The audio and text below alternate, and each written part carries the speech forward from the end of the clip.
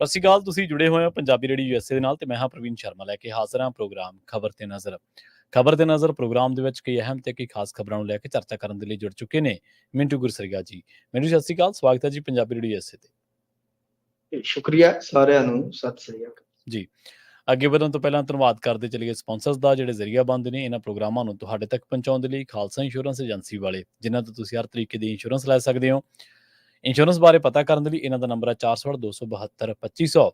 ਇਹ 1992 ਤੋਂ ਲਗਾਤਾਰ ਇੰਸ਼ੋਰੈਂਸ ਬਿਜ਼ਨਸ ਦੇ ਵਿੱਚ ਸ਼ਾਨਦਾਰ ਸੇਵਾਵਾਂ ਦੇ ਰਹੇ ਨੇ ਤੇ ਅਮਰੀਕਾ ਭਰ ਦੇ ਵਿੱਚ ਇੰਸ਼ੋਰੈਂਸ ਕਰਦੇ ਨੇ। ਓਬਾਮਾ ਕੇਅਰ, ਮੈਡੀਕੇਅਰ ਜਾਂ ਫਿਰ ਕਵਰ ਕੈਲੀਫੋਰਨੀਆ ਬਾਬਤ ਪਾਲਿਸੀ ਕਰਵਾਉਣ ਦੇ ਲਈ, ਸਲਾਹ ਲੈਣ ਦੇ ਲਈ ਅੱਜ ਹੀ ਕਾਲ ਕਰੋ 468-272-2500 ਤੇ। ਟਰਕੀਅਨ ਇਮੀਗ੍ਰੇਸ਼ਨ ਲਾ ਫਰਮ ਵਾਲੇ, ਜੇ ਟਰਕੀਅਨ ਟੋਨੀ ਟਰਕੀਅਨ ਦੇ ਨਾਲ ਤੁਸੀਂ US ਇਮੀਗ੍ਰੇਸ਼ਨ ਬਾਬਤ ਕੋਈ ਵੀ ਸਲਾਹ ਕਰਨੀ ਹੈ, ਕੋਈ ਵੀ ਸਵਾਲ ਪੁੱਛਣਾ ਤੇ ਇਹਨਾਂ ਦਾ ਨੰਬਰ ਹੈ 415-909-0503। Jaswinder Singh, Nachhattar Kaur Nagra Roswell, Charan Singh Sukhwinder Dhaliwal Arizona, Krishan Dhanota Yuba City, Baljinder Singh Nijjar Woodland, Paramjit Kaur Angi Vacaville, Pritpal Singh Sidhu Fresno, GN ਵਾਲੇ ਟਰੱਕ ਵਾਸ਼ ਕਰਦੇ ਨੇ, ਆਇਲ ਚੇਂਜ ਕਰਦੇ ਨੇ, ਏਅਰ ਬ੍ਰੇਕਾਂ ਦਾ ਕੰਮ ਤਸੱਲੀ ਬਖਸ਼ ਕਰਵਾ ਸਕਦੇ, ਨਵੇਂ ਪੁਰਾਣੇ ਟਾਇਰ ਵੀ ਇਹਨਾਂ ਤੋਂ ਮਿਲਦੇ ਨੇ। ਲੋਕੇਸ਼ਨ ਸੈਂਤਾਨੀਲਾ ਦੀ ਨਿਮਾ ਸੋਤਾ ਦੇ ਨਾਲ ਗੱਲ ਕੀਤੀ ਜਾ ਸਕਦੀ ਹੈ 209-277-0113 ਤੇ ਐਂਟੀਲੋਪ ਟਰੱਕ ਸਟਾਪ ਵਾਲੇ। ਇਹਨਾਂ ਸਾਰੇ ਹੀ ਸਪਾਂਸਰਸ ਦਾ ਬਹੁਤ ਬਹੁਤ ਧੰਨਵਾਦ। ਤੇ ਜੇਕਰ ਤੁਸੀਂ ਵੀ ਪੰਜਾਬੀ ਰੇਡੀਓ USA ਦੇ ਇਹਨਾਂ ਪ੍ਰੋਗਰਾਮਾਂ ਨੂੰ ਸਪਾਂਸਰ ਕਰਨਾ ਚਾਹੁੰਦੇ ਹੋ ਤਾਂ ਸਟੂਡੀਓ ਦਾ ਨੰਬਰ ਹੈ 468-272-5200।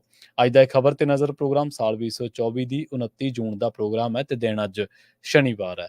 ਮਿੰਟੂ ਜੀ, ਖਬਰਾਂ ਦੀ ਸ਼ੁਰੂਆਤ ਕਰੀਏ ਭਾਜਪਾ ਤੋਂ ਤੇ ਐਮਰਜੈਂਸੀ ਤੋਂ। ਐਮਰਜੈਂਸੀ ਦਾ ਮੁੱਦਾ ਚੁੱਕ ਕੇ ਕਹਿੰਦੇ ਭਾਜਪਾ ਖੁਦ ਹੀ ਫਸ ਗਈ ਜੀ। ਦੇਖੋ, ਇਹਦੇ ਚ ਕੀ ਹੈ ਕਿ ਰਾਹੁਲ ਗਾਂਧੀ ਨੇ ਪਿਛਲੇ ਦਿਨਾਂ ਦੇ ਵਿੱਚ ਸੰਵਿਧਾਨ ਦਾ ਮੁੱਦਾ ਚੁੱਕਿਆ ਸੀਗਾ ਤੇ ਅੱਜ ਵੀ ਜੇ ਤੁਸੀਂ ਦੇਖੋਗੇ ਕੋਈ ਵੀ ਇੰਡੀਆ ਗੱਠਜੋੜ ਦਾ ਜਾ ਕੇ ਮੈਂਬਰ ਪਾਰਲੀਮੈਂਟ ਜਦੋਂ ਸਦਨ ਦੇ ਵਿੱਚ ਹਿੱਸਾ ਲੈਂਦਾ ਹੈ ਤਾਂ ਜ਼ਿਆਦਾਤਰ ਮੌਕਿਆਂ ਤੇ ਤੁਸੀਂ ਦੇਖਿਆ ਹੋਣਾ ਉਹਨਾਂ ਦੇ ਹੱਥਾਂ ਦੇ ਵਿੱਚ ਸੰਵਿਧਾਨ ਦੀਆਂ ਕਾਪੀਆਂ ਵਗੈਰਾ ਹੁੰਦੀਆਂ। ਤਾਂ ਫਿਰ ਉਹਦਾ ਤੋੜ ਕੀ ਸੀ ਕਿ ਵਿੱਚ ਹੀ ਮਤਲਬ ਕਿ ਆ ਗਈ ਜੂਨ ਦੀ ਉਹ ਤਰੀਕ ਐਮਰਜੈਂਸੀ ਲਾਉਣ ਵਾਲੀ। ਤਾਂ ਭਾਜਪਾ ਨੇ ਫਿਰ ਉਹਨੂੰ ਇੱਕ ਮੋੜਵਾਂ ਰੂਪ ਦਿੱਤਾ, ਕਾਤਵਾਂ ਰੂਪ ਦਿੱਤਾ ਕਿ ਭਾਈ ਆ ਦੇਖੋ। ਤੇ ਉਹਦੇ ਚ ਕੀ ਹੋਇਆ ਕਿ ਐਮਰਜੈਂਸੀ ਲਈ ਮਤਾ ਆ ਗਿਆ। ਜਦੋਂ ਮਤਾ ਲੈਣ ਦਾ ਸਪੀਕਰ ਨੇ, ਰਾਸ਼ਟਰਪਤੀ ਨੇ ਆਪਣੇ ਭਾਸ਼ਣ ਚ ਬੋਲ ਦਿੱਤਾ ਕਿ ਬਈ ਇਹ ਤਾਂ ਸੰਵਿਧਾਨ ਤੇ ਹਮਲਾ ਸੀ, ਇਹ ਤੇ ਕਾਲਾ ਅਧਿਆਇ ਸੀ। ਤਾਂ ਇਹ ਤੋਂ ਬਾਅਦ ਫਿਰ ਹਾਲਾਂਕਿ ਭਾਜਪਾ ਨੇ ਇਹਦਾ ਇਸਤੇਮਾਲ ਆਲਵੇਜ਼ ਕੀਤਾ, ਜਿਵੇਂ ਮੈਂ ਵਾਰ-ਵਾਰ ਕਹਿੰਦਾ ਹੁੰਦਾ ਕਿ 84 ਸਿੱਖ ਕਤਲੇਆਮ ਦੀ ਪੀੜ ਇਹਨਾਂ ਨੂੰ ਘੱਟ ਹੁੰਦੀ ਹੈ, ਜ਼ਰੂਰਤ ਜ਼ਿਆਦਾ ਹੁੰਦੀ ਹੈ ਭਾਜਪਾ। ਤਾਂ ਉਸੇ ਤਰ੍ਹਾਂ ਹੀ ਇਹਨਾਂ ਨੇ ਕੀ ਕੀਤਾ ਕਿ ਬਈ ਮਤਲਬ ਕਿ ਉਸ ਚੀਜ਼ ਨੂੰ ਇਸਤੇਮਾਲ ਕੀਤਾ ਕਾਟਵੇਂ ਰੂਪ ਦੇ ਵਿੱਚ ਕਿ ਬਈ ਇਹ ਦੇਖੋ ਜੀ ਐਮਰਜੈਂਸੀ, ਸੰਵਿਧਾਨ ਤੇ ਹਮਲਾ ਵਗੈਰਾ ਵਗੈਰਾ ਵਗੈਰਾ। ਅੱਛਾ, ਹੁਣ ਜਦੋਂ ਇਹ ਚੀਜ਼ਾਂ ਹੋਈਆਂ, ਅੱਗੇ ਵੀ ਹੁੰਦਾ ਮੈਂ ਜਿਵੇਂ ਦੱਸਿਆ ਤੇ ਐਤਕੀ ਵੀ ਹੋਇਆ, ਪਰ ਇਸ ਵਾਰੀ ਇਹਨਾਂ ਨੂੰ ਮਾਮਲਾ ਪੁੱਠਾ ਪੈ ਗਿਆ। ਪੁੱਠਾ ਇਸ ਤਰ੍ਹਾਂ ਪੈ ਗਿਆ ਕਿ ਲੋਕਾਂ ਨੇ ਇਤਿਹਾਸ ਦੇ ਵਿੱਚ ਝਾਕਣਾ ਸ਼ੁਰੂ ਕਰ ਦਿੱਤਾ ਜੀ। ਜਦੋਂ ਇਤਿਹਾਸ ਦੇ ਵਿੱਚ ਝਾਕਿਆ ਜਾਂਦਾ ਨਾ, RSS ਇੰਨਾ ਜ਼ਿਆਦਾ ਆਪਦੇ ਲਈ ਹੀ ਮਾੜਾ ਇਤਿਹਾਸ ਲਿਖੀ ਬੈਠੀ ਹੈ ਜਾਂ ਬਣਾਈ ਬੈਠੀ ਆ ਕਿ ਫਸ ਜਾਂਦੀ। ਹੁਣ ਮੈਂ ਜੇ ਪਹਿਲੀ ਗੱਲ ਥੋੜਾ ਸਮਾਂ ਹੋਏਗਾ ਤਾਂ ਮੈਂ ਤੁਹਾਨੂੰ ਦੱਸਣਾ ਚਾਹਾਂਗਾ ਕਿ ਐਮਰਜੈਂਸੀ ਤਾਂ ਪਤਾ ਤੁਹਾਨੂੰ, ਪਰ ਕੀ ਤੁਹਾਨੂੰ ਇਸ ਗੱਲ ਦਾ ਇਲਮ ਹੈ ਕਿ ਐਮਰਜੈਂਸੀ ਇਸ ਮੁਲਕ ਦੇ ਵਿੱਚ 3 ਵਾਰ ਲੱਗੀ? ਬਿਲਕੁਲ। ਪਹਿਲਾ ਜਿਹੜਾ ਜੰਗ ਹੋਇਆ ਸ਼ਾਇਦ 62 ਵਾਲਾ, ਫਿਰ ਉਸ ਤੋਂ ਬਾਅਦ ਜਿਹੜਾ ਜੰਗ ਹੋਇਆ 71 ਵੇਲਾ, ਉਦੋਂ ਵੀ ਇਹ ਐਮਰਜੈਂਸੀ ਲਾਈ ਗਈ ਸੀ ਕਿਉਂਕਿ ਆਰਟੀਕਲ 352 ਦੇ ਵਿੱਚ ਸੰਵਿਧਾਨ ਦੇ ਵਿੱਚ ਇਹ ਦਰਜ ਹੈ ਐਮਰਜੈਂਸੀ। ਅੱਛਾ, ਦੂਜੀ ਚੀਜ਼ ਕਿ ਕੀ ਉਸ ਵੇਲੇ ਦੇ ਹਾਲਾਤ ਐਸੇ ਬਣਾ ਦਿੱਤੇ ਗਏ। ਹਾਲਾਂਕਿ ਮੈਂ ਕੋਈ ਉਹਦੇ ਹੱਕ ਚ ਨਹੀਂ ਜਾਂ ਮੈਂ ਇੰਦਰਾ ਗਾਂਧੀ ਦਾ ਕੋਈ ਬਹੁਤ ਵੱਡਾ ਫੈਨ ਨਹੀਂ ਆ, ਪਰ ਉਸ ਟਾਈਮ ਇੰਦਰਾ ਗਾਂਧੀ ਦਾ ਕੰਮ ਕਰ ਦੇਖੋ ਤੁਸੀਂ, ਉਸ ਟਾਈਮ ਤੱਕ ਉਹ ਪਾਕਿਸਤਾਨ ਨੂੰ ਵੰਡ ਚੁੱਕੀ ਸੀ, ਤੋੜ ਚੁੱਕੀ ਸੀ। ਉਸ ਟਾਈਮ ਤੱਕ ਜੇ ਵੇਖੋਗੇ ਤਾਂ ਪੋਖਰਨ ਪਰਮਾਣੂ ਪ੍ਰੀਖਣ ਹੋ ਚੁੱਕਾ ਸੀ। CIA ਉਸ ਟਾਈਮ ਬਹੁਤ ਜ਼ਿਆਦਾ ਐਕਟਿਵ ਸੀ। ਇੱਕ ਕਿਤਾਬ ਮੈਂ ਪਿਛਲੇ ਦਿਨ ਹੀ ਪੜ੍ਹ ਰਿਹਾ ਸੀਗਾ, ਦ ਪ੍ਰਾਈਸ ਆਫ ਪਾਵਰ, ਠੀਕ ਹੈ, ਅਮਰੀਕਨ ਜਰਨਲਿਸਟ ਨੇ ਲਿਖੀ ਹੈ। ਉਹਨੇ ਤੇ ਜਿਹੜੇ ਬੰਦੇ ਇੰਦਰਾ ਗਾਂਧੀ ਦੇ ਵੇਲੇ ਉਸ ਵੇਲੇ ਅੰਦੋਲਨ ਕਰ ਰਹੇ ਸੀਗੇ, ਮੁਰਾਰਜੀ ਦੇਸਾਈ, ਉਹਨੂੰ CIA ਏਜੰਟ ਦੱਸਿਆ ਕਿ CIA ਲਈ ਕੰਮ ਕੀਤਾ ਜਾ ਰਿਹਾ ਸੀ। ਅੱਛਾ, ਹਾਲਾਂਕਿ ਇੰਦਰਾ ਗਾਂਧੀ ਜਦੋਂ ਐਮਰਜੈਂਸੀ ਤੋਂ ਬਾਅਦ ਸੱਤਾ 'ਚ ਵਾਪਸ ਆਉਂਦੀ ਆ, ਉਹਨੇ ਉਹ ਕਿਤਾਬ ਬੈਨ ਕਰ ਦਿੱਤੀ ਸੀ। ਹੁਣ ਉਹ ਆਨਲਾਈਨ ਮਿਲ ਜਾਂਦੀ ਹੈ, ਪੜ੍ਹਨੀ ਹੋਵੇ ਤੁਸੀਂ ਪੜ੍ਹ ਸਕਦੇ ਹੋ। ਤਾਂ ਖੈਰ ਗੱਲ ਇਹ ਆ ਕਿ ਐਮਰਜੈਂਸੀ ਦਾ ਇੱਕ ਤਾਂ ਇਹ ਪੱਖ ਹੈ ਕਿ ਉਸ ਵੇਲੇ ਅਮਰੀਕਾ ਕਾਫੀ ਜ਼ਿਆਦਾ, ਜਾਂ ਕਹਿ ਲਓ ਕਿ ਜੋ ਜਿੱਦਾਂ ਮਤਲਬ ਸਰਮਾਏਦਾਰ ਸ਼ਕਤੀਆਂ, ਕਿਉਂਕਿ ਬੈਂਕਾਂ ਦਾ ਜਿਹੜਾ ਹੈ ਉਹ ਕੌਮੀਕਰਨ ਕਰ ਦਿੱਤਾ ਗਿਆ ਉਹਦੇ ਤੋਂ। ਉਹ ਸਾਰੇ ਹਾਲਾਤ ਇਸ ਤਰ੍ਹਾਂ ਦੇ ਸੀ ਕਿ ਜੈ ਪ੍ਰਕਾਸ਼ ਨਾਰਾਇਣ ਵਰਗੇ ਜਦੋਂ ਆ ਗਏ ਮੈਦਾਨ ਦੇ ਵਿੱਚ, ਜੀ ਜੀ, ਚਲੋ ਇਸ ਤਰ੍ਹਾਂ ਦੇ ਹਾਲਾਤ ਬਣ ਗਏ, ਉਹ ਤੇ ਸਿੱਧਾ ਕਹਿ ਰਹੇ ਸੀ ਕਿ ਫੌਜ ਬਗਾਵਤ ਕਰ ਦੇ। ਹੁਣ ਤੁਸੀਂ ਮੈਨੂੰ ਦੱਸੋ ਕਿ ਜੇ ਮੰਨ ਲਓ ਉੱਠ ਕੇ ਮੁਲਾਇਮ ਯਾਦਵ ਦਾ ਮੁੰਡਾ ਅਖਿਲੇਸ਼ ਯਾਦਵ ਇਸ ਤਰ੍ਹਾਂ ਦਾ ਕੋਈ ਬਿਆਨ ਦੇ ਦੇਵੇ ਕਿ ਫੌਜ ਬਗਾਵਤ ਕਰ ਦੇਵੇ, ਤੇ ਨਰਿੰਦਰ ਮੋਦੀ ਜੀ ਕਿ ਉਹਨੂੰ ਲਾਲ ਕਿਲੇ ਤੇ ਸਨਮਾਨਿਤ ਕਰਨਗੇ। ਉਸ ਵੇਲੇ ਇਹ ਕਿਹਾ ਜਾ ਰਿਹਾ ਸੀਗਾ ਕਿ ਜਿਹੜੇ ਸਟੂਡੈਂਟ ਆ ਉਹ ਜਾ ਕੇ ਤੇ ਬਈ ਸਦਨ ਨੂੰ ਘੇਰ ਲੈਣ ਵਗੈਰਾ ਵਗੈਰਾ। ਮਤਲਬ ਕਿ ਹਾਲਾਤ ਵੀ ਕੁਝ ਇਸ ਤਰ੍ਹਾਂ ਦੇ ਸੀ। ਹਾਲਾਂਕਿ ਹਾਲਾਤ ਕਿਉਂ ਪੈਦਾ ਹੋਏ, ਉਹਦਾ ਵੱਡਾ ਸਿਰਾ ਜਿਹੜਾ ਫਿਰ ਉਹ ਸਭ ਤੋਂ ਜ਼ਿਆਦਾ ਤਾਂ ਇੰਦਰਾ ਗਾਂਧੀ ਤੇ ਜਾਏਗਾ ਕਿ ਇੰਦਰਾ ਗਾਂਧੀ ਨੇ ਉਹ ਹਾਲਾਤ ਪੈਦਾ ਕਿਉਂ ਨਹੀਂ ਦਿੱਤੇ, ਕਿਉਂਕਿ ਜਿਹੜਾ ਰੂਲਰ ਹੈ ਉਹ ਜ਼ਿੰਮੇਵਾਰ ਹੈ। ਫਿਰ ਸਭ ਤੋਂ ਵੱਡੀ ਚੋਟ ਜਿਹੜੀ ਸੀ ਉਸ ਮਾਮਲੇ 'ਚ ਸੀ ਕਿ ਇੰਦਰਾ ਗਾਂਧੀ ਦਾ ਜਿਹੜਾ ਇਲੈਕਸ਼ਨ ਸੀ 4 ਸਾਲ ਬਾਅਦ ਜਿਹੜਾ ਉਹ ਰੱਦ ਕਰ ਦਿੱਤਾ ਜਾਂਦਾ, ਯਾਨੀ ਉਹਨੂੰ ਅਯੋਗ ਠਹਿਰਾ ਦਿੱਤਾ ਜਾਂਦਾ। ਅਯੋਗ ਠਹਿਰਾਉਣ ਤੱਕ ਵੀ ਠੀਕ ਸੀ, 6 ਸਾਲ ਇਲੈਕਸ਼ਨ ਲੜਨ ਤੇ ਪਾਬੰਦੀ ਲਾ ਦਿੱਤੀ ਜਾਂਦੀ ਹੈ। ਅੱਛਾ, ਇਹ ਤੁਸੀਂ ਸੁਣਿਆ ਹੋਏਗਾ, ਪਰ ਤੁਹਾਨੂੰ ਸ਼ਾਇਦ ਇਸ ਗੱਲ ਦਾ ਇਲਮ ਨਹੀਂ ਹੋਏਗਾ ਕਿ ਸੁਪਰੀਮ ਕੋਰਟ ਤੋਂ ਸਟੇ ਹੋ ਗਿਆ ਸੀਗਾ ਇੰਦਰਾ ਗਾਂਧੀ ਦੇ ਫੈਸਲੇ, ਹਾਈ ਕੋਰਟ ਨੇ। ਅੱਛਾ, ਜਿਹੜੇ ਜੱਜ ਨੇ ਫੈਸਲਾ ਦਿੱਤਾ ਸੀ ਉਹਦੇ ਬਾਰੇ ਵੀ ਕਿਹਾ ਜਾਂਦਾ ਕਿ ਉਹ ਜੇਪੀ ਦਾ ਰਿਸ਼ਤੇਦਾਰ ਸੀ, ਹਾਲਾਂਕਿ ਕੋਈ ਇਤਿਹਾਸ ਦੇ ਵਿੱਚ ਇਹਦਾ ਕੋਈ ਵੇਰਵਾ ਨਹੀਂ ਮਿਲਦਾ, ਇਹ ਤਥਾ ਕਥਿਤ ਗੱਲ ਹੈ। ਤਾਂ ਮਤਲਬ ਇਹ ਹੈ ਕਿ ਹਾਲਾਤ ਵੀ ਕੁਝ ਇਸ ਤਰ੍ਹਾਂ ਦੇ ਸੀ। ਇੰਦਰਾ ਗਾਂਧੀ ਵੀ ਜ਼ਿੰਮੇਵਾਰ ਹੋ ਸਕਦੀ ਹੈ, ਉਧਰੋਂ ਵੀ ਜ਼ਿੰਮੇਵਾਰ ਹੋ ਸਕਦੇ ਆ ਐਮਰਜੈਂਸੀ ਲੈ ਕੇ। ਹੁਣ ਆ ਜਾਓ ਐਮਰਜੈਂਸੀ ਦੇ ਵਿੱਚ ਇਹਨਾਂ ਦਾ ਕੀ ਹਾਲ ਸੀ। ਇੱਕ ਕਿਤਾਬ ਹੈ ਹਿੰਦੂ ਸੰਗਠਨ ਔਰ ਸੱਤਾਵਾਦੀ ਰਾਜਨੀਤੀ ਜੀ, ਮਧੂਕਰ ਦੱਤਾਤਰੇ ਦੇਵਰਸ ਇਹਨਾਂ ਦਾ ਅਸਲੀ ਨਾਮ ਸੀ, MD ਦੇਵਰਸ ਇਹਨਾਂ ਨੂੰ ਕਹਿ ਦਿੱਤਾ ਜਾਂਦਾ ਸੀ, ਬਾਲਾ ਸਾਹਿਬ ਦੇਵਰਸ ਵੀ ਕਹਿੰਦੇ ਨੇ। ਇਹਨਾਂ ਦੀ ਉਹ ਕਿਤਾਬ ਚੱਕੀ ਹੈ, ਠੀਕ ਹੈ ਜੀ। ਇਹਨਾਂ ਦੀ ਕਿਤਾਬ ਦੇ ਵਿੱਚ ਜੇ ਤੁਸੀਂ ਚਲੇ ਜਾਓਗੇ 269 ਤੋਂ ਲੈ ਕੇ 275 ਤੱਕ, ਵੈਸੇ 273 ਤੱਕ ਹੀ ਆ ਜਾਂਦਾ, ਪਰ 275 ਤੱਕ ਪੜ੍ਹਨਾ ਜ਼ਰੂਰੀ ਹੈ। ਇਹਦੇ ਵਿੱਚ ਉਹ ਖੁਦ ਮਤਲਬ ਕਿ ਲਿਖ ਰਹੇ ਨੇ, ਇੰਦਰਾ ਗਾਂਧੀ ਨੂੰ ਪੱਤਰ ਲਿਖ ਰਹੇ ਨੇ। ਇੱਕ ਤਾਂ ਕਿ ਤੁਹਾਡਾ ਜਿਹੜਾ ਭਾਸ਼ਣ ਬੜਾ ਬਾਕਮਾਲ ਸੀਗਾ ਜੀ 15 ਅਗਸਤ ਵਾਲਾ, ਕਿਉਂਕਿ ਉਦੋਂ ਤੱਕ ਇਹ ਵੀ ਜੇਲ੍ਹ ਦੇ ਵਿੱਚ ਸੀ, ਨਾਲ ਮਾਫੀ ਮੰਗ ਰਹੇ ਆ, ਤੇ ਨਾਲ ਮਤਲਬ ਕਿ ਜੇ ਮੈਂ ਤੁਹਾਨੂੰ ਅੱਖਰ ਅੱਖਰ ਪੜ੍ਹ ਕੇ ਦੱਸਾਂ ਤੇ ਉਹ ਨਾਲ कह रहे हैं कि श्री जयप्रकाश नारायण जी के आंदोलन के संदर्भ में संघ का नाम लिया गया, गुजरात आंदोलन, बिहार आंदोलन, जिनके संबंध में सरकार की ओर से संघ का नाम बार बार और बिना कारण जोड़ा गया, अंततः मेरा उसके बारे में कुछ कहना कर्म प्राप्त था। इन आंदोलनों से संघ का कुछ भी संबंध नहीं। इसके स्पष्टीकरण में मैंने केवल 2 बातें प्रमुखता कही है।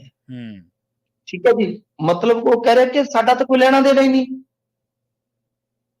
नाल फिर वो लिख रहे हैं, अतः मेरी आपसे प्रार्थना है कि आप प्रत्यक्ष वस्तुस्थिति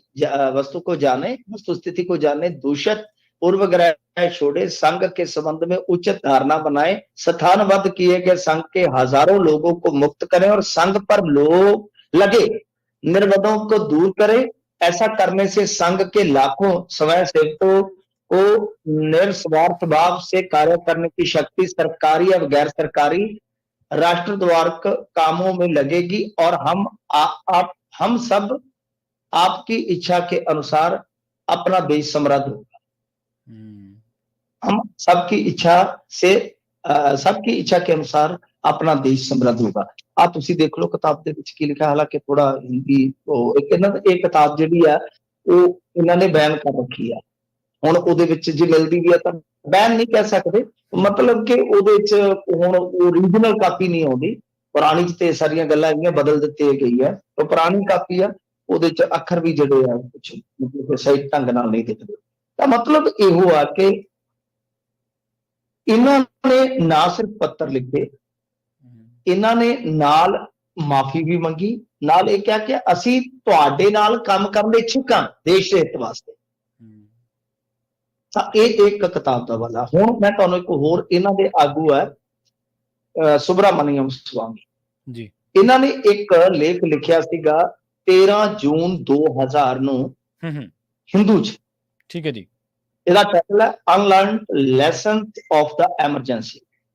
ਠੀਕ ਹੈ ਜੀ। ਮੈਂ ਰਿਪੀਟ ਕਰ ਦਿੰਦਾ ਕਿਸੇ ਨੇ, ਕਿਉਂਕਿ ਮੈਂ ਸੋਰਸ ਵੀ ਦੱਸ ਦਿੱਤੇ ਤੁਹਾਨੂੰ, ਕਿਸੇ ਨੇ ਵੀ ਲੱਭਣਾ ਹੋਵੇ ਲੱਭ ਸਕਦਾ। ਜਦੋਂ ਵੀ ਇਤਿਹਾਸ ਚ ਝਾਕਣਾ ਹੋਵੇ ਆਪਣੇ ਹਵਾਲੇ ਜ਼ਰੂਰ ਜਿਹੜੇ ਨਸ਼ਰ ਕਰ ਦੇਣੇ ਚਾਹੀਦੇ। ਤਾਂ ਇਹ ਲੇਖ ਤੁਸੀਂ ਜਾ ਕੇ ਇਸ ਟਾਈਟਲ ਤੇ ਲੱਭ ਸਕਦੇ ਆ, ਅਨਲਰਨਡ ਲੈਸਨਸ ਆਫ ਦਾ ਐਮਰਜੈਂਸੀ। ਇਹ ਆਨਲਾਈਨ ਪਿਆ, ਥੋੜੇ ਜਿਹੇ ਪੈਸੇ ਪੇ ਕਰੋਗੇ ਉਹ ਭੁੱਲ ਜਾਣਾ।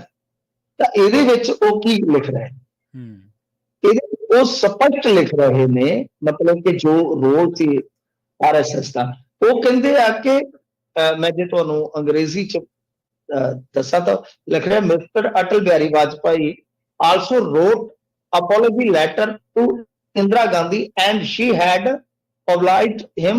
In fact, for most of the 20-month emergency, Mr. Vajpayee was out on parole after having given a written assurance that he would not participate in any programs against the government. ਠੀਕ ਹੈ ਜੀ, ਸਪਸ਼ਟ ਹੋ ਗਿਆ। ਯਾਨੀ ਇਹਨਾਂ ਦੇ ਹੀ leader ਦਾ ਕਹਿਣਾ ਹੈ ਕਿ ਵਾਜਪਾਈ ਸਾਹਿਬ ਨੇ ਇੰਦਰਾ ਗਾਂਧੀ ਨੂੰ ਨਾ ਸਿਰਫ ਮਾਫੀਨਾਮਾ ਲਿਖਿਆ, ਬਲਕਿ 20 ਮਹੀਨਿਆਂ ਦੀ ਜਿਹੜੀ ਹਿਰਾਸਤ ਸੀ, ਜ਼ਿਆਦਾਤਰ ਉਹ ਘਰ 'ਚ ਹੀ ਰਹੇ, ਤੇ ਉਹਨਾਂ ਨੇ ਲਿਖ ਕੇ ਦਿੱਤਾ ਸੀਗਾ ਕਿ ਮੈਂ ਸਰਕਾਰ ਵਿਰੋਧੀ ਕਿਸੇ ਪ੍ਰੋਗਰਾਮ 'ਚ ਹਿੱਸਾ ਨਹੀਂ ਲਵਾਂਗਾ। ਅੱਗੇ ਆ ਜਾਓ, ਹਵਾਲਿਆਂ ਦੀ ਕੋਈ ਥੋੜ ਨਹੀਂ ਹੁੰਦੀ ਜਦੋਂ ਤੁਸੀਂ ਇਤਿਹਾਸ ਨੂੰ ਖੋਲਦੇ। ਮਤਲਬ ਇੰਨਾ ਕੁਝ ਪਿਆ ਹੁੰਦਾ ਨਾ ਕਿ ਜੇ ਲੱਭਣਾ ਹੋਵੇ। ਇੱਕ IB ਦੇ ਮੁਖੀ ਹੈ, ਉਹਨਾਂ ਨੇ ਕਿਤਾਬ ਲਿਖੀ ਹੈ ਦ ਕਰੂਸ਼ਲ ਈਅਰਸ। ਪਿਛਲੇ ਦਿਨੀ ਉਹ ਕਿਤਾਬ ਜਿਹੜੀ ਕਾਫੀ ਚਰਚਿਤ ਰਹੀ। ਦ ਕਰੂਸ਼ਲ ਈਅਰਸ ਦੇ ਵਿੱਚ ਸਪਸ਼ਟ ਤੌਰ ਤੇ ਜਿਹੜੇ ਉਸ ਵੇਲੇ ਦੇ IB ਹੈਡ ਸੀਗੇ, ਉਸ ਵੇਲੇ ਦੇ ਇੰਟੈਲੀਜੈਂਸ ਬਿਊਰੋ ਦੇ ਮੁਖੀ ਸੀ ਰਜੇਸ਼ਵਰ ਜੀ, ਮੈਂ ਨਾਮ ਵੀ ਕੋਟ ਕਰ ਦਿੰਦਾ, ਉਹਨਾਂ ਦੀ ਕਿਤਾਬ ਮੈਂ ਕੋਟ ਕਰ ਚੁੱਕਾ। ਇਹਨਾਂ ਨੇ ਵੀ ਦੇਵਰਸ ਤੇ RSS ਦੀ ਭੂਮਿਕਾ ਦੀ ਪੁਸ਼ਟੀ ਕੀਤੀ ਹੈ ਆਪਣੀ ਕਿਤਾਬ 'ਚ। ਠੀਕ ਹੈ ਜੀ। ਸੋ ਤੁਸੀਂ ਸਮਝ ਸਕਦੇ ਹੋ ਕਿ ਇੱਕ ਪਾਸੇ ਲੋਕ ਜਿਹੜੇ ਆ, ਇੰਦਰਾ ਗਾਂਧੀ ਨੇ ਐਮਰਜੈਂਸੀ ਲਾ ਕੇ ਨਿਸਲ ਕੀਤੇ ਹੋਏ ਸੀ, ਅਕਾਲੀਆਂ ਦਾ ਬਹੁਤ ਵੱਡਾ ਸਟਰਗਲ ਚੱਲ ਰਿਹਾ ਸੀਗਾ, ਤੇ ਜਿਹੜੇ ਮੋਦੀ ਸਾਹਿਬ ਆ ਇਹ ਤੇ ਨੱਪ ਗਏ ਸਨ, ਜਿਹੜੇ ਅੱਜ ਦੇ ਅੰਦੋਲਨਕਾਰੀ ਬਣੇ ਫਿਰਦੇ ਆ ਤੇ ਬੜੇ ਕ੍ਰਾਂਤੀਕਾਰੀ ਬਣੇ ਫਿਰਦੇ ਆ, ਦਲੇਰ ਬਣੇ ਫਿਰਦੇ ਆ, ਤੇ ਕਦੇ ਭੇਸ ਵਟਾ ਕੇ ਸਾਈ ਬਣ ਜਾਂਦੇ ਸੀ, ਕਦੇ ਸਿੱਖ ਬਣ ਜਾਂਦੇ ਸੀ, ਕਦੇ ਇਦਾਂ ਦੀਆਂ ਫ੍ਰੈਂਚ ਕੱਟ ਰੱਖ ਲਈ, ਕਦੇ ਪੱਗ ਬੰਨ ਲਈ। ਤੋ ਬਈ ਗੱਲ ਇਹ ਆ ਕਿ ਹੁਣ ਤੁਸੀਂ ਅੰਦਾਜ਼ਾ ਲਾ ਲਓ ਕਿ ਜੇ ਐਮਰਜੈਂਸੀ ਗਲਤ ਸੀ ਤਾਂ ਫਿਰ ਇਹਨਾਂ ਦੇ ਲੀਡਰ ਜਿਹੜੇ ਸੀ ਉਹ ਕਿੱਦਾਂ ਸਹੀ ਹੋ ਗਏ, ਕਿਉਂਕਿ ਉਹ ਤੇ ਭੁਗਤਦੇ ਪਏ ਨੇ। ਇਹੀ ਭੂਮਿਕਾ ਇਹਨਾਂ ਦੀ 84 ਸਿੱਖ ਕਤਲੇਆਮ ਵੇਲੇ ਸੀ, ਦਰਬਾਰ ਸਾਹਿਬ ਅਟੈਕ ਵੇਲੇ ਸੀ। ਤੇ ਤੁਹਾਨੂੰ ਇੱਕ ਹੋਰ, ਚਲੋ ਹੁਣ ਗੱਲ ਲੰਬੀ ਨਾ ਮੈਂ ਖੜਾ, ਤੁਹਾਨੂੰ ਇੱਕ ਹੋਰ ਇਤਿਹਾਸਕ ਫੈਕਟ ਦੱਸ ਦਿੰਦਾ ਕਿ ਜਿਸ ਵੇਲੇ ਰਾਜੀਵ ਗਾਂਧੀ ਨੇ ਇਤਿਹਾਸਕ ਮੈਂਡੇਟ ਹਾਸਲ ਕੀਤਾ ਸੀ 401 ਸੀਟਾਂ ਦਾ 84 ਚ ਇੰਦਰਾ ਗਾਂਧੀ ਦੇ ਕਤਲ ਉਪਰੰਤ, ਤਾਂ ਉਹਦੇ ਵਿੱਚ ਵੀ RSS ਦੀ ਬਹੁਤ ਵੱਡੀ ਸਪੋਰਟ ਸੀ। ਜੀ ਜੀ ਜੀ ਜੀ। ਤੇ ਮਿੰਟੂ ਜੀ, ਅਗਲੀ ਖਬਰ ਦੇ ਵੱਲ ਵਧੀਏ, ਗੱਲ ਕਰੀਏ ਆਪਾਂ, ਨਵੇਂ ਅਕਾਲੀ ਦਲ ਦੀ ਨੀਂਹ ਰੱਖੀ ਜਾ ਸਕਦੀ ਕਹਿੰਦੇ। ਜੀ ਦੇਖੋ, ਸੁਣਨ ਦੇ ਵਿੱਚ ਆ ਰਿਹਾ, ਵੈਸੇ ਮੈਂ ਤੇ ਤੁਹਾਨੂੰ ਪਹਿਲਾਂ ਹੀ ਬਾਤ ਕੀਤੀ ਹੈ ਇਸ ਗੱਲ ਦੀ ਥੋੜੀ ਜਿਹੀ ਸੰਕੇਤਕ ਤੌਰ ਤੇ, ਕਿ ਇਹ ਉਧਰ ਹੀ ਜਾਣਾ ਮਸਲਾ, ਟੁੱਟ ਭੱਜ ਹੋਏਗੀ ਅਕਾਲੀ ਦਲ ਦੇ ਵਿੱਚ। ਅਕਾਲੀ ਦਲ ਲਈ ਟੁੱਟ ਭੱਜ ਦਾ ਕੋਈ ਇਤਿਹਾਸ ਨਵਾਂ ਤੇ ਹੈ ਹੀ ਨਹੀਂ। ਅਸੀਂ ਆਪਣੀ ਸੁਰਤ ਸੰਭਲੇ ਤੋਂ ਅਕਾਲੀ ਦਲ ਅੰਮ੍ਰਿਤਸਰ ਬਣਿਆ ਵੇਖਿਆ ਹੀ ਹਨ। ਅਕਾਲੀ ਦਲ ਡੈਮੋਕ੍ਰੈਟਿਕ ਕੁਲਦੀਪ ਸਿੰਘ ਵਡਾਲਾ ਨੇ ਬਣਾਇਆ ਸੀ, ਜਿਹਦਾ ਮੁੰਡਾ ਗੁਰਪ੍ਰਤਾਪ ਸਿੰਘ ਵਡਾਲਾ।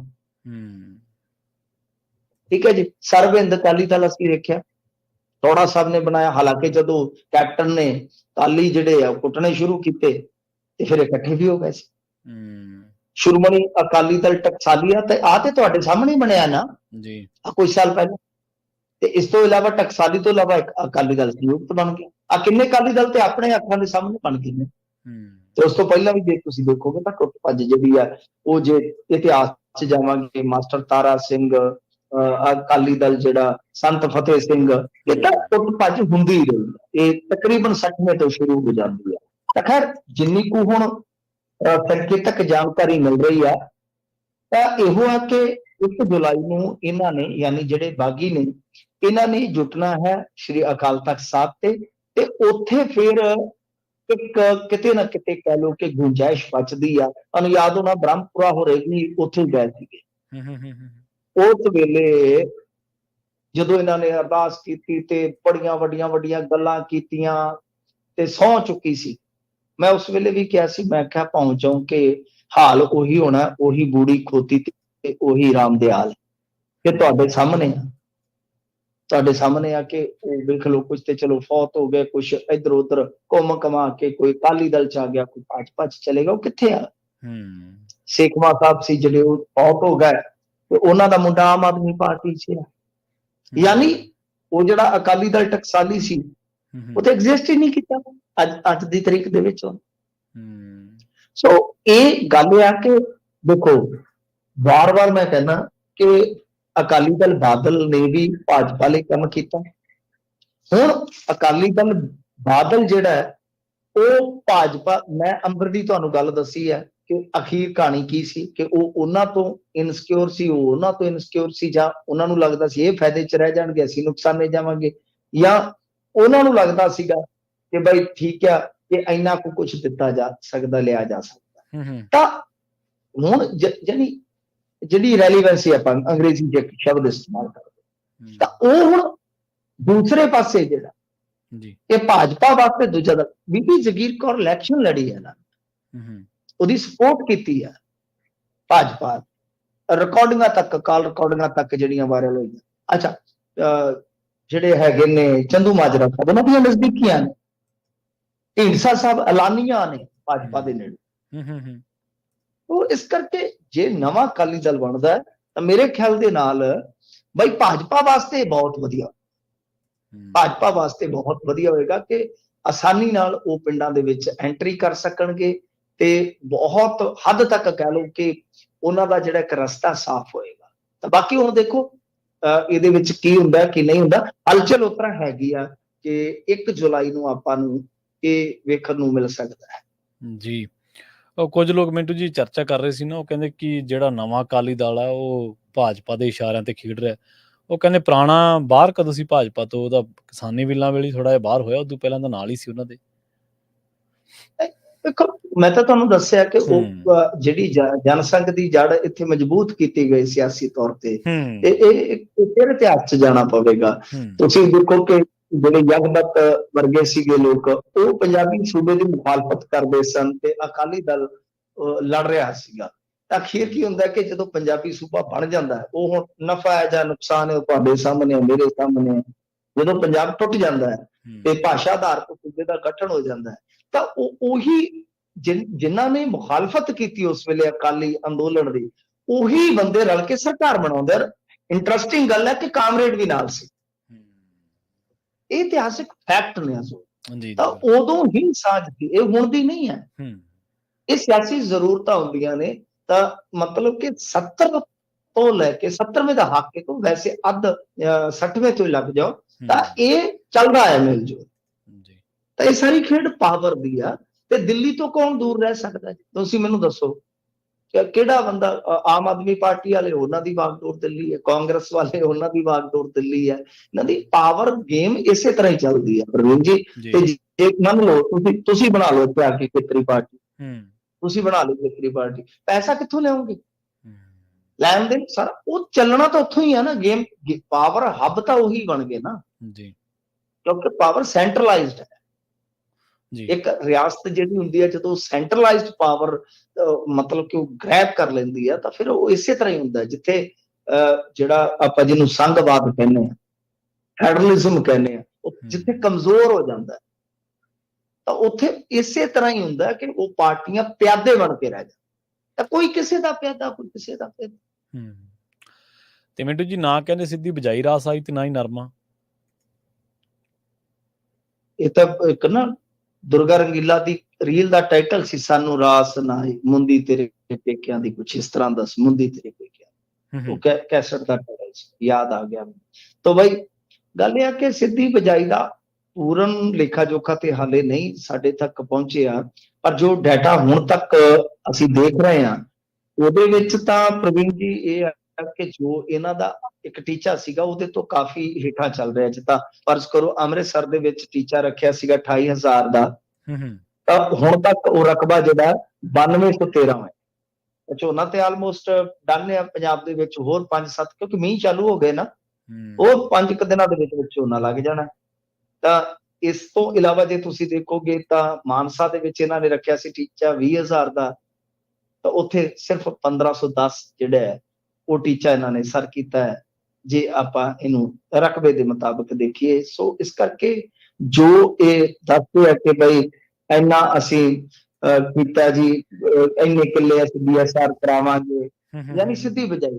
ਪਰ ਉਹ ਜਿਹੜਾ ਟੀਚਾ ਹੈ ਉਹਦੇ ਵਿੱਚ ਤਾਂ ਤੁਹਾਨੂੰ ਮੈਂ ਦੱਸਿਆ ਕਿ ਜੇ 28,000 ਕਿੱਲੇ ਦਾ ਹੈ ਤਾਂ ਉੱਥੇ 9213 ਹੋਇਆ, ਜੇ 20,000 ਕਿੱਲੇ ਦਾ ਹੈ ਤਾਂ ਉੱਥੇ ਸਿਰਫ 1500 ਕਿੱਲੇ ਦਾ ਹੈ। ਇਟ ਮੀਨ ਕਿ ਮੂੰਗੀ ਦੀ ਬਜਾਈ ਵਾਂਗ ਸਿੱਧੀ ਬਜਾਈ ਵੀ ਉਹਦੀ ਵੀ ਪੂੰਗੀ ਵੱਜ ਗਈ ਆ। ਠੀਕ ਹੈ ਜੀ। ਹੁਣ ਜੇ ਨਰਮੇ ਦੀ ਗੱਲ ਕਰੋਗੇ ਤਾਂ ਨਰਮਾ ਵਾਕਿਆ ਪਿਛਲੀ ਵਾਰੀ ਹੀ ਬਹੁਤ ਜ਼ਿਆਦਾ ਡਿੱਗ ਪਿਆ ਸੀਗਾ, ਇਹਨਾਂ ਦੇ ਟਾਰਗੇਟ ਤੋਂ ਤਕਰੀਬਨ ਅੱਧਾ ਰਹਿ ਗਿਆ ਸੀਗਾ, ਫਿਰ ਮਾਰ ਪੈ ਜਾਂਦੀ ਆ ਸੁੰਡੀ ਦੀ, ਗਲਤ ਬੀਆਂ ਦੀ, ਤਾਂ ਇਸ ਵਾਰ ਤਕਰੀਬਨ ਕਹਿ ਲਓ ਕਿ ਕਿਸਾਨਾਂ ਨੇ ਅਲਵਿਦਾ ਕਹਿ ਦਿੱਤੀ ਹੈ। ਜਿਹੜਾ ਇੱਕ ਵੇਲੇ ਨਰਮਾ ਆਪਣੇ ਆਲਮੋਸਟ 7-8 ਲੱਖ ਹੈਕਟੇਅਰ ਹੁੰਦਾ ਸੀਗਾ ਜਦੋਂ ਅਸੀਂ ਛੋਟੇ ਹੁੰਦੇ ਸੀਗੇ, ਰਕਬਾ ਸੀ ਪੰਜਾਬ 'ਚ 7-8 ਲੱਖ ਹੈਕਟੇਅਰ, ਯਾਨੀ ਅੱਜ ਜੇ 30 ਲੱਖ ਹੈਕਟੇਅਰ ਝੋਨਾ ਆਪਾਂ ਬੀਜਦੇ ਹਾਂ ਤਾਂ ਹਿਸਾਬ ਲਾ ਲਓ ਇਹਦਾ ਇੱਕ ਹਿੱਸਾ ਜਿਹੜਾ ਉਹ ਨਰਮਾ ਸੀ। ਇਹ ਸਾਡੇ ਮਤਲਬ ਕਿ ਛੋਟੇ ਹੁੰਦਿਆਂ ਦੀਆਂ ਗੱਲਾਂ ਨੇ। 7 ਲੱਖ ਹੈਕਟੇਅਰ ਉਦੋਂ ਰਕਬਾ ਸੀਗਾ, ਤਾਂ ਮਤਲਬ ਕਿ ਅੱਜ ਉਹ ਸ਼ਾਇਦ ਲੱਖ ਵੀ ਨਹੀਂ ਛੂ ਰਿਹਾ, ਮਤਲਬ 60-70 ਹਜ਼ਾਰ ਹੈਕਟੇਅਰ ਤੇ ਹੀ ਰਹਿ ਜਾਏਗਾ। ਤਾਂ ਯਾਨੀ ਨਰਮਾ ਵੀ ਗਿਆ। ਤਾਂ ਇਸ ਤੋਂ ਇਲਾਵਾ ਇੱਕ ਚੀਜ਼ ਹੋਰ ਹੁੰਦੀ ਆ ਕਿ ਜਿੱਦਾਂ ਸਿੱਧੀ ਬਜਾਈ ਵਾਲਾ ਕਿ ਚਲੋ ਪਾਣੀ ਬਚਦਾ, ਹੁਣ ਜੇ ਨਰਮੇ ਦਾ ਰਕਬਾ ਘਟਿਆ ਉਹਦੇ ਨਾਲ ਕੀ ਹੋਏਗਾ? ਸਾਡੇ ਇੱਥੇ ਕਾਟਨ ਇੰਡਸਟਰੀ ਹੈ। ਜਦ ਪ੍ਰਵੀਨ ਜੀ ਤੁਸੀਂ ਮੇਰੇ ਪਿੰਡ ਨੂੰ ਆਉਂਦੇ ਹੁੰਦੇ ਸੀਗੇ ਨਾ, ਤਾਂ ਜਦੋਂ ਮਲੋਟ ਤੋਂ ਉਤਰ ਕੇ ਆਉਂਦੇ ਹੁੰਦੇ ਸੀ, ਤੁਹਾਨੂੰ ਸ਼ਾਇਦ ਹੁਣ ਮੈਂ ਯਾਦ ਕਰਵਾਉਣਾ, ਸੱਜੇ ਪਾਸੇ ਇੱਕ ਕਾਰਖਾਨਾ ਮਿਲਦਾ ਹੈ, ਉਹ ਬਿਲਕੁਲ ਸ਼ਹਿਰ ਨਿਕਲਦੇ ਜਦੋਂ ਮੇਰੇ ਪਿੰਡ ਨੂੰ ਆਉਂਦੇ ਆ ਤਾਂ ਸੱਜੇ ਪਾਸੇ ਉਹ ਕਾਟਨ ਦਾ ਕਾਰਖਾਨਾ, ਹੁਣ ਉਹਨੂੰ ਤਾਲਾ ਆ। ਇਸ ਤਰ੍ਹਾਂ ਦੇ ਕਾਰਖਾਨੇ ਜੇ ਤੁਸੀਂ ਦੇਖੋਗੇ ਨਰਮਾ ਬੈਲਟ ਦੇ ਵਿੱਚ ਬਹੁਤ ਮਿਲਦੇ ਨੇ। ਗਿੱਦੜਬਾਹੇ ਚ ਮਿਲ ਜਾਣਗੇ, ਮਲੋਟ ਚ ਮਿਲ ਜਾਣਗੇ, ਅਬੋਹਰ, ਫਾਜ਼ਿਲਕਾ, ਅਬੋਹਰ ਚ ਮਿਲ ਜਾਣਗੇ। ਤਾਂ ਇਸ ਤਰ੍ਹਾਂ ਇੰਡਸਟਰੀ ਸੀਗੀ। ਤਾਂ ਹੁਣ ਕੀ ਆ ਕਿ 422 ਜਿਹੜੀਆਂ ਉਹ ਇਕਾਈਆਂ ਸੀਗੀਆਂ ਕਾਟਨ, ਜਿਹਨੂੰ ਇਕਾਈਆਂ ਕਹਿ ਦਿੰਦੇ ਆ ਜੀ, ਜੇ ਉਹਦਾ ਮੈਂ ਇੱਕ ਡਾਟਾ ਕੱਢ ਰਿਹਾ ਸੀਗਾ, 422 ਦੇ ਵਿੱਚੋਂ ਸਿਰਫ 35 ਰਹਿ ਗਈਆਂ। ਤਾਂ ਤੁਸੀਂ ਦੇਖੋ ਨਾ ਕਿ ਰੁਜ਼ਗਾਰ ਕਿਸ ਤਰ੍ਹਾਂ ਪ੍ਰਭਾਵਿਤ ਹੁੰਦਾ ਹੈ, ਡਾਈਵਰਸਿਫਿਕੇਸ਼ਨ ਕਿਸ ਤਰ੍ਹਾਂ ਪ੍ਰਭਾਵਿਤ ਹੁੰਦੀ ਹੈ। ਤਾਂ ਇਹ ਸਾਰੀਆਂ ਚੀਜ਼ਾਂ ਇੱਕ ਦੂਜੇ ਨਾਲ ਕਹਿ ਲਓ ਕਿ ਇੰਟਰਲੇਟ ਕਹਿ ਲਓ ਜਾਂ ਇੱਕ ਦੂਜੇ ਨਾਲ ਜੁੜੀਆਂ ਕਹਿ ਲਓ। ਸੋ ਇਸ ਕਰਕੇ ਜੇ ਨਰਮੇ ਦਾ ਰਕਬਾ ਘਟਿਆ, ਨਾ ਸਿਰਫ ਸਾਡੀ ਡਾਈਵਰਸਿਫਿਕੇਸ਼ਨ ਪ੍ਰਭਾਵਿਤ ਹੋਈ ਹੈ, ਬਲਕਿ ਸਾਡਾ ਇੱਕ ਪਾਸਿਓਂ ਰੁਜ਼ਗਾਰ ਦਾ ਵੀ ਨੁਕਸਾਨ ਹੋ ਰਿਹਾ। ਜੀ ਬਿਲਕੁਲ। ਤੇ ਨਵੇਂ ਕਾਨੂੰਨ ਕਹਿੰਦੇ ਮੈਨੂੰ ਜੀ 1 ਤੋਂ ਲਾਗੂ ਹੋਣਗੇ ਜੀ? ਜੀ ਬਿਲਕੁਲ, 1 ਜੁਲਾਈ ਤੋਂ ਕਾਫੀ ਕੁਝ ਬਦਲ ਜਾਏਗਾ। ਤੇ ਜਿਵੇਂ ਅਕਾਲੀ ਦਲ ਦੀ ਆਪਾਂ ਗੱਲ ਕੀਤੀ ਆ ਕਿ ਅਕਾਲੀ ਦਲ ਦੇ ਵਿੱਚ ਵੀ ਬਹੁਤ ਕੁਝ ਬਦਲ ਜਾਏਗਾ। ਸੋ ਹਜ਼ੂਰ ਕਿ ਇਹ ਜਿਹੜੇ ਨਵੇਂ ਕਾਨੂੰਨ ਆ ਉਹ 1 ਜੁਲਾਈ ਤੋਂ ਲਾਗੂ ਹੋਣੇ ਆ, ਪਰ ਉਹਦੇ ਵਾਸਤੇ ਢਾਂਚਾ ਤਿਆਰ ਹੈ ਕਿ ਨਹੀਂ ਮੈਨੂੰ ਨਹੀਂ ਪਤਾ, ਕਿਉਂਕਿ CRPC ਬਦਲਣੀ ਇਹਨਾਂ, ਐਵੀਡੈਂਸ ਐਕਟ ਬਦਲਣਾ ਇਹਨਾਂ ਨੇ, ਤੇ ਸਭ ਤੋਂ ਵੱਡੀ ਗੱਲ ਇਹ ਹੈ ਕਿ ਉਹ ਜੋ ਹੁੰਦੀ ਹੈ ਜਿਹੜੀ 0 FIR ਤੋਂ ਲੈ ਕੇ ਕ੍ਰਾਈਮ ਸੀਨ ਤੱਕ ਦੀ ਵੀਡੀਓਗ੍ਰਾਫੀ ਉਹ ਲਾਜ਼ਮੀ ਕਰ ਦੇਣੀ ਹੈ। ਇਹ ਇਹਨਾਂ ਨੇ ਨਵਾਂ ਹੀ ਕੰਮ ਕਰ ਦਿੱਤਾ ਹੈ ਕਿ ਹੁਣ ਜੀ ਜਿਹੜੀ ਉਹ ਹੁੰਦੀ ਹੈ ਉਹ ਬਦਲ ਕੇ ਨਾਂ ਰੱਖ ਦੇਣਾ ਸ਼ਾਇਦ ਭਾਰਤੀ ਨਾਗਰਿਕ ਸੁਰੱਖਿਆ ਸੰਹਿਤਾ, ਭਾਰਤੀ ਨਿਆਂ ਸੰਹਿਤਾ। ਇਸ ਤਰ੍ਹਾਂ ਮਤਲਬ ਕਿ 3 ਅਹਿਮ ਬਦਲਾਅ ਜਿਹੜੇ ਆ ਉਹ ਇਹ ਕਰ ਰਹੇ ਨੇ।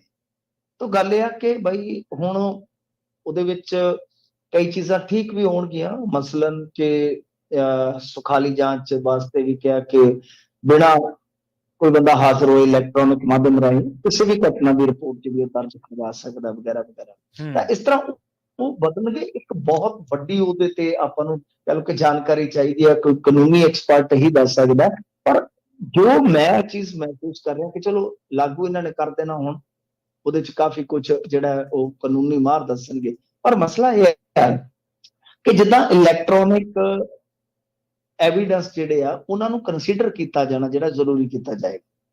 ਕਿਉਂਕਿ ਪੁਰਾਣੇ ਕਾਨੂੰਨਾਂ ਦੇ ਮੁਤਾਬਕ ਅੱਜ ਦੀਆਂ ਕੁਝ ਜਿਹੜੀਆਂ ਐਵੀਡੈਂਸ਼ੀਅਲ ਚੀਜ਼ਾਂ ਨੇ ਉਹਨਾਂ ਨੂੰ ਨਹੀਂ ਮੰਨਿਆ ਜਾਂਦਾ, ਤਾਂ ਉਹਨਾਂ ਨੂੰ ਮੰਨਣ ਵਾਸਤੇ ਸਭ ਕੁਝ ਜਿਹੜਾ ਚੇਂਜ ਕਰਨਗੇ ਕਿ ਉਹਦੇ ਵਾਸਤੇ ਹੁਣ ਇੱਕ ਪਾਸੇ ਤੇ ਇਹ ਕਹਿਣਾ, ਮੈਂ ਇੱਕ ਛੋਟੀ ਜਿਹੀ ਮਿਸਾਲ ਦਿੰਦਾ, ਹਾਲਾਂਕਿ ਮੈਂ ਕੋਈ ਐਕਸਪਰਟ ਨਹੀਂ ਹਾਂ, ਇਹ ਐਕਸਪਰਟ ਹੀ ਦੱਸ ਸਕਦਾ ਹੈ ਨਫੇ ਨੁਕਸਾਨ, ਪਰ ਮੈਂ ਇੱਕ ਛੋਟਾ ਜਿਹਾ ਸਵਾਲ ਚੁੱਕਦਾ ਵਾਂ ਕਿ ਉਹ ਜ਼ਰੂਰੀ ਕਰ ਦਿੱਤਾ, ਮਸਲਨ ਕਾਲ ਰਿਕਾਰਡਿੰਗ ਲੱਗਣੀ ਹੈ ਜਾਂ ਕੋਈ ਵਿਜ਼ੂਅਲ ਹੈ, ਕੋਈ ਐਵੀਡੈਂਸ਼ੀਅਲ ਲੱਗਣਾ ਹੈ, ਤਾਂ ਤੁਸੀਂ ਮੈਨੂੰ ਦੱਸੋ ਕਿ ਇੱਕ ਪਾਸੇ ਤੇ ਤੁਸੀਂ ਕਹਿ ਰਹੇ ਹੋ ਕਿ 6 ਮਹੀਨੇ ਸਾਲ ਦੇ ਵਿੱਚ ਉਹ ਟਰਾਇਲ ਪੂਰਾ ਹੋਏਗਾ, right?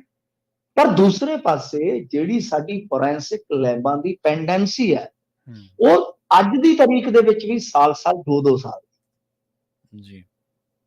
ਤੋ ਇਹ ਇੱਕ ਬੜਾ ਵੱਡਾ ਸਵਾਲ ਰਹੇਗਾ। 1 ਜੁਲਾਈ ਤੋਂ ਦੇਸ਼ ਭਰ ਦੇ ਵਿੱਚ ਸੀਆਰਪੀਸੀ, ਐਵੀਡੈਂਸ ਐਕਟ ਵਗੈਰਾ ਵਗੈਰਾ ਸਭ ਕੁਝ ਬਦਲ ਜਾਏਗਾ, ਬਟ ਇਨਫਰਾਸਟ੍ਰਕਚਰ ਬਦਲੇਗਾ। ਇਹਦੇ ਤੇ ਇੱਕ ਕਿਤੇ ਨਾ ਕਿਤੇ ਸੰਸਾ ਹੈ ਪ੍ਰਵੀਨ ਜੀ। ਜੀ ਮਿੰਟੂ ਜੀ, ਇਹਨਾਂ ਖਾਸ ਖਬਰਾਂ ਤੇ ਖਾਸ ਜਾਣਕਾਰੀਆਂ ਦੇ ਲਈ ਤੁਹਾਡਾ ਬਹੁਤ-ਬਹੁਤ ਧੰਨਵਾਦ ਜੀ। ਸ਼ੁਕਰੀਆ ਜੀ। ਪ੍ਰੋਗਰਾਮ ਖਬਰ ਤੇ ਨਜ਼ਰ ਨੂੰ ਆਪਾਂ ਇੱਥੇ ਹੀ ਸਮਾਪਤ ਕਰਾਂਗੇ। ਤੁਹਾਡਾ ਸਾਰਿਆਂ ਦਾ ਵੀ ਬਹੁਤ ਧੰਨਵਾਦ। ਸਤਿ ਸ਼੍ਰੀ ਅਕਾਲ। ਜੁੜੇ ਰਹੋ ਪੰਜਾਬੀ ਰੇਡੀਓ USA ਦੇ ਨਾਲ।